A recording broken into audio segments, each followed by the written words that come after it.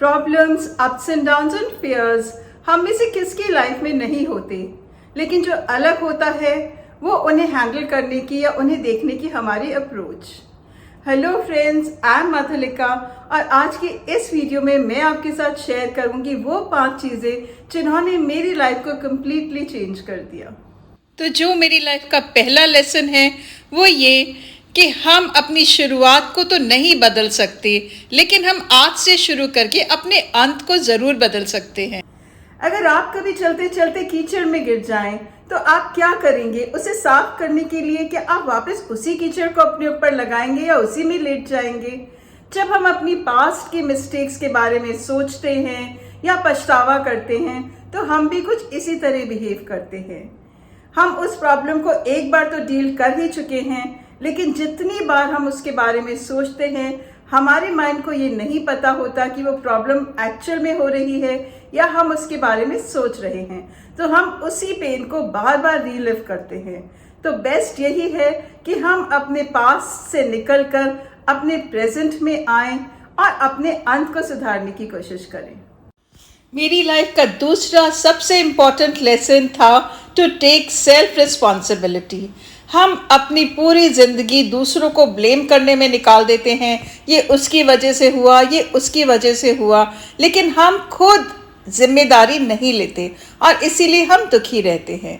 तो जब हम हमारे साथ जो कुछ भी हो रहा है उसकी रिस्पॉन्सिबिलिटी खुद लेते हैं तो हम अपने आप सेटिस्फाइड और खुश हो जाते हैं। जब हम खुद अपनी ज़िंदगी में जो भी हो रहा है उसकी जिम्मेदारी लेते हैं तो हमें समझ आता है कि हम अपना फ्यूचर खुद ही अपनी सोच से, अपने शब्दों से और अपने कर्मों से क्रिएट कर रहे हैं। तो जो दूसरा जना जो हमें दुख दे रहा है वो तो उस पोस्टमैन की तरह है जो हमारे घर एक कोरियर डिलीवर करता है। वो अच्छी न्यूज़ है या बुरी न्यूज़ है, उसके लिए जैसे हम पोस्टमैन को ब्लेम नहीं करते, हम दूसरों को अपनी लाइफ में सुख या दुख लाने के लिए जिम्मेवार नहीं ठहरा सकते। तो जब आप दूसरों की वजह से स्ट्रेस लेना बंद करके ये समझ लेंगे कि अपने सुख और दुख के जिम्मेवार आप खुद हैं, तो आपको किसी से कोई गिला या शिकवा नहीं रहेगा और आपका मन खुद ही एकदम शांत हो जाएगा। लाइफ का तीसरा इम्पोर्टेंट लेसन, लोगों को जज मत कीजिए। हम उनके सर्कमस्टांसेस और उनकी परेशानियों से अवगत नहीं होते और जब हम किसी को जज करते हैं तो अननोइंगली हम अपने ही मन को अशांत करते हैं। हमारी लाइफ का चौथा इम्पोर्टेंट लेसन है एक्सेप्टेंस। हम डिनायल के स्टेट में रहते हैं, लाइफ से एक्सपेक्टेशंस ज़्यादा रखते हैं और एक्सेप्टेंस कम। अगर हम लाइफ को जैसे आती है वैसे एक्सेप्ट करने लग जाएंगे तो हम बहुत जल्दी खुश रहना सीख लेंगे। जब हम अपनी ज़िंदगी को जो चीज़ें नहीं हैं उनकी उम्मीदों से निकालकर जो हमारे पास हैं उसके महत्व पे फोकस करने में लगाते हैं और एक्सेप्ट करते हैं अपने सर्कमस्टांसेस को, तो बहुत हद तक हमारा मन शांत हो जाता है।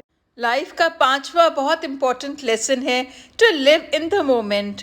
अगर हम अपने पास्ट पर स्ट्रेस करते रहेंगे या फ्यूचर पे फोकस करते रहेंगे तो हम अपने प्रेजेंट को कभी इंजॉय नहीं कर पाएंगे। लिविंग इन द मोमेंट का मतलब है हम अपने पास्ट के नेगेटिव इमोशन से निकले, फ्यूचर के बारे में वरी करना बंद करें, दूसरों को माफ़ करें, ऐसा होगा तो क्या होगा, इसके बारे में सोचना बंद करें, किसी के अगेंस्ट कोई ग्रज होल्ड ना करें और परफेक्ट टाइमिंग की वेट ना करें। हमारे माइंड को भागने की इतनी आदत पड़ चुकी है कि हम द पावर ऑफ नाउ को बिल्कुल भूल गए हैं। हम इस मोमेंट में जीना ही भूल गए हैं।